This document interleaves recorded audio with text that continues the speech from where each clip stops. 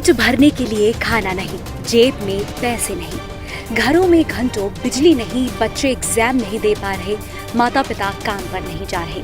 ये सब सुनकर ऐसा लगता है कि मानो कोई पिक्चर की स्टोरी हो, लेकिन ये असलियत है और वो भी वर्तमान में हो रहा है और हमारे पड़ोसी देश श्रीलंका में हो रहा है। श्रीलंका इस वक्त बेहद बुरे दौर से गुजर रहा है। देश में महंगाई हर हद को पार कर चुकी है और जरूरी सामानों की किल्लत ने आम लोगों को सड़कों पर आने के लिए मजबूर कर दिया है।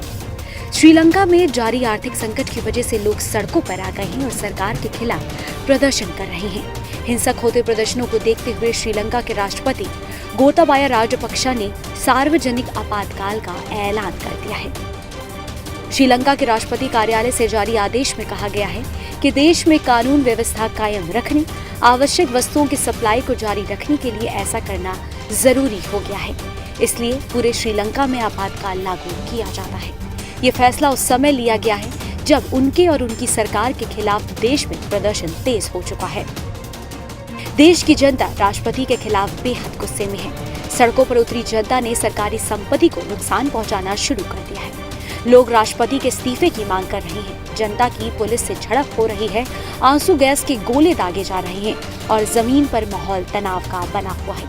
ये सब इसलिए हो रहा है क्योंकि घंटों बिजली नहीं है, खाने की किल्लत हो गई है, महंगाई चरम पर है, पेट्रोल डीजल के लिए लंबी लंबी लाइनों में लगना पड़ रहा है। श्रीलंका वर्तमान में विदेशी मुद्रा की कमी का सामना भी कर रहा है, जिसके कारण भोजन, ईंधन, बिजली और गैस की कमी हो गई है और आर्थिक सहायता के लिए मित्र देशों से सहायता मांगी जा रही है। श्रीलंका में रोजाना कम से कम 10 घंटे बिजली कटौती हो रही है। साथ ही श्रीलंका की मुद्रा में भी गिरावट आई है। पड़ोसी देश के इस मुश्किल वक्त में भारत ने मदद का हाथ बढ़ाया है। भारत ने श्रीलंका को $1 बिलियन की क्रेडिट लाइन दी है। इसके तहत 40,000 टन डीजल ले जाने वाला एक जहाज श्रीलंका पहुंच भी चुका है। ईंधन आज शाम पूरे देश में बांटा जाएगा। बता दें कि श्रीलंका के आम लोगों को लगता है कि देश की आर्थिक बदहाली के लिए मौजूदा सरकार की नीतियां ही जिम्मेदार हैं, लेकिन राष्ट्रपति राजपक्षे ने अपनी सरकार के कार्यों का बचाव करते हुए कहा है कि विदेशी मुद्रा संकट उनकी देन नहीं है।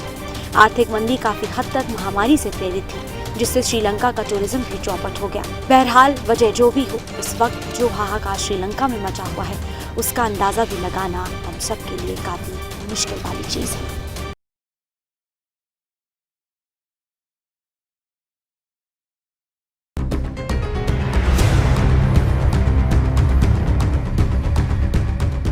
पूरी दुनिया अभी भी कोरोना के खिलाफ जंग जीतने में लगी हुई है। कोरोना का प्रकोप पहले की तुलना में भले ही कम हुआ हो, लेकिन इसका खतरा कम नहीं हुआ है। इसी कड़ी में सबसे पहले कोरोना की वैक्सीन तैयार करने वाले रूस ने दुनिया की पहली नेजल वैक्सीन भी बना ली है। लंबे समय से रूस द्वारा इस नेजल वैक्सीन का ट्रायल चल रहा था। कुछ दूसरे देश भी इस दिशा में काम कर रहे थे, लेकिन सबसे पहले सफलता हासिल करने वाला देश अब रूस बन गया है। स्पुतनिक वी ने ट्विटर पर लिखा, रूसी स्वास्थ्य मंत्रालय ने कोविड-19 के खिलाफ दुनिया के पहले नाक के टीके स्पुतनिक वी के नेजल वर्जन को पंजीकृत किया है। कोरोना वायरस वैक्सीन आने के बाद से ही अमेरिका, कनाडा, फिनलैंड समेत भारत भी नेजल वैक्सीन तैयार करने में लगा हुआ है। भारत में DGCI की विशेषज्ञ समिति SEC ने भारत बायोटेक को नेजल वैक्सीन के तीसरे फेज के ट्रायल की मंजूरी भी दे दी है। बता दें, इंजेक्शन वाली वैक्सीन की तुलना में इसके ज्यादा फायदे माने जा रहे हैं। एक्सपर्ट्स ये भी कह रहे हैं कि इस वैक्सीन का लोगों पर कम साइड इफेक्ट होगा। नेजल वैक्सीन का इस वक्त आना काफी अहम माना जा सकता है, क्योंकि दुनिया के कई देशों में कोरोना एक बार फिर से अपने पैर पसार रहा है। एक तरफ अमेरिका और यूरोपीय देशों में कोरोना मामलों में बढ़ोतरी दिख रही है, तो चीन में भी नए मामलों की संख्या में रिकॉर्ड उछाल देखने को मिल रहा है। इसी को देखते हुए चीन के कई शहरों में लॉकडाउन भी लगा दिया गया है। वहीं भारत की बात करें तो देश में कोरोना के मामले भले ही कम हुए हैं, लेकिन एक्सपर्ट्स का कहना है कि हम ढिलाई नहीं बरत सकते हैं, क्योंकि जिस हिसाब से कोरोना और देशों में फैल रहा है, भारत पर भी इसका खतरा मंडरा रहा है।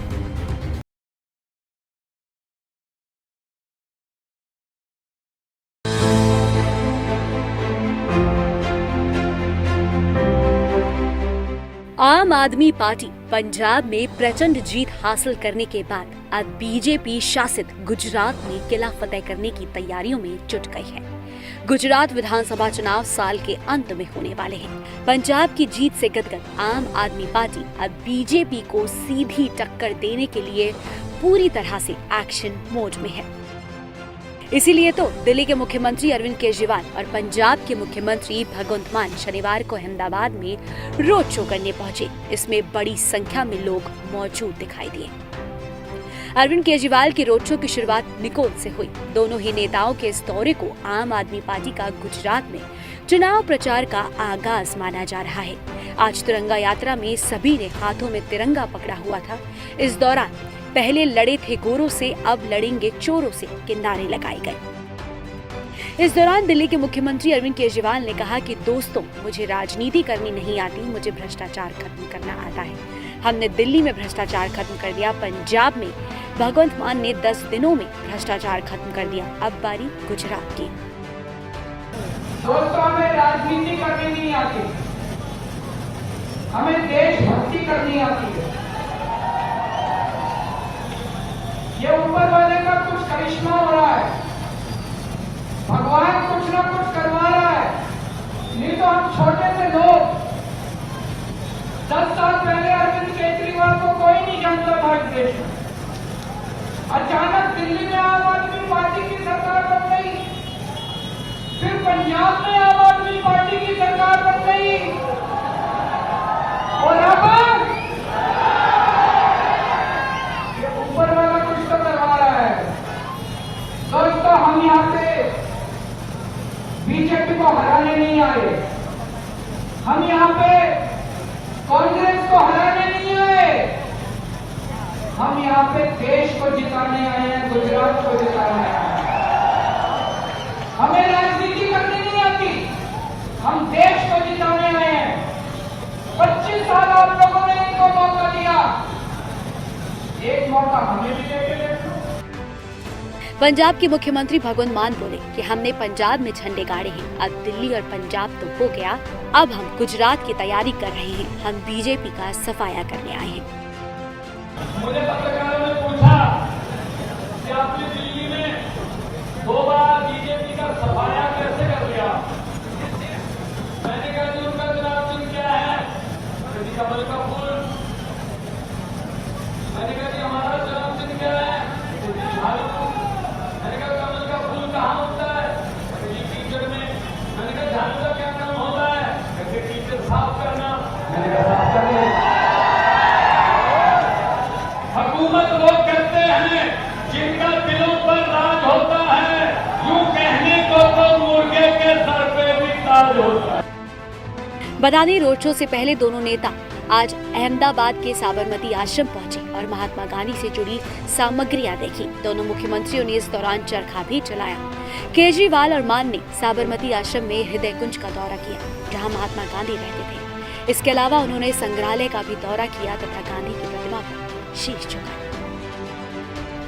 आम आदमी पार्टी अभी तक दिल्ली तक ही सीमित थी, दूसरे राज्यों में वो कभी बहुमत नहीं पा सकी। दिल्ली के बाद पंजाब ऐसा राज्य है जहां आपकी सरकार बनी, और अब आप ऐसी पार्टी है जो कई क्षेत्रीय पार्टियों से बहुत ज्यादा आगे निकल चुकी है। खास बात ये रही कि पंजाब में 117 में से 92 सीटें हासिल की आपने।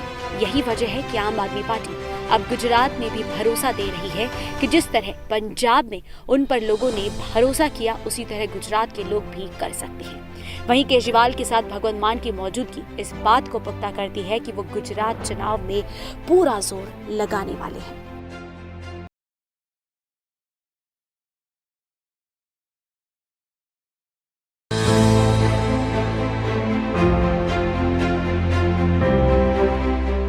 भारत और पड़ोसी देश नेपाल की दोस्ती और गहरी हो गई है। भारत दौरे पर आए नेपाल के प्रधानमंत्री शेर बहादुर देउबा ने प्रधानमंत्री नरेंद्र मोदी से शनिवार को मुलाकात की।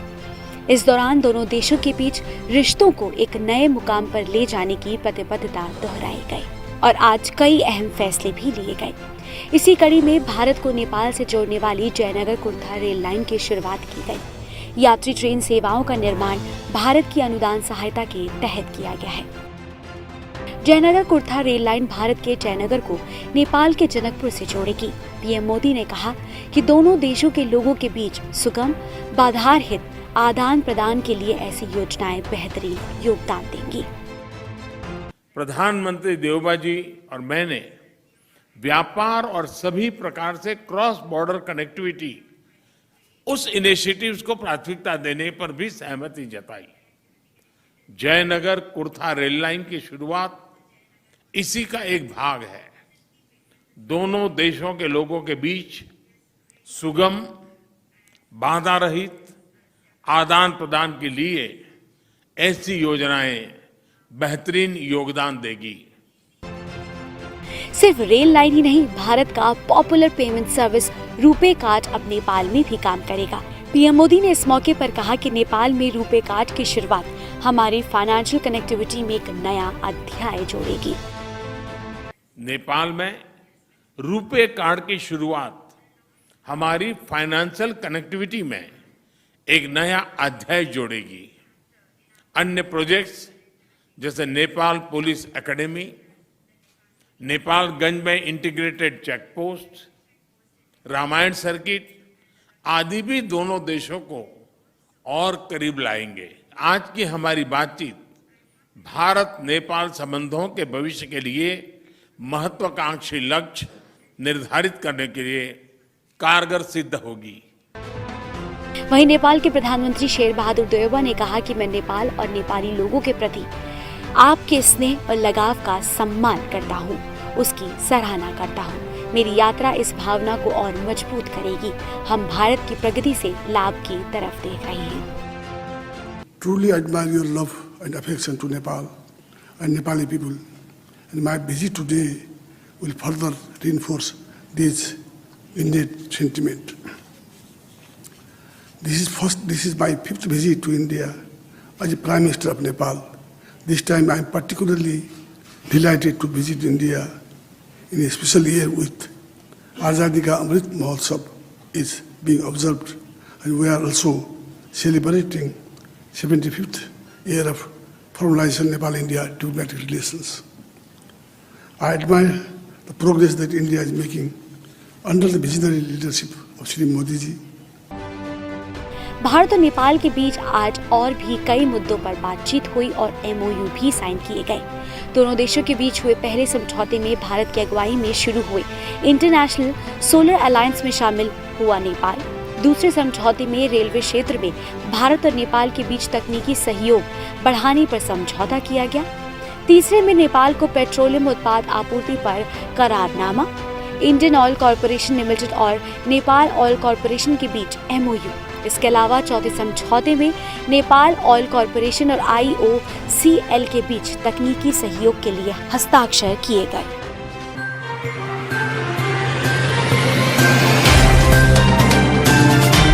Subscribe now and press the bell icon. Never miss an update.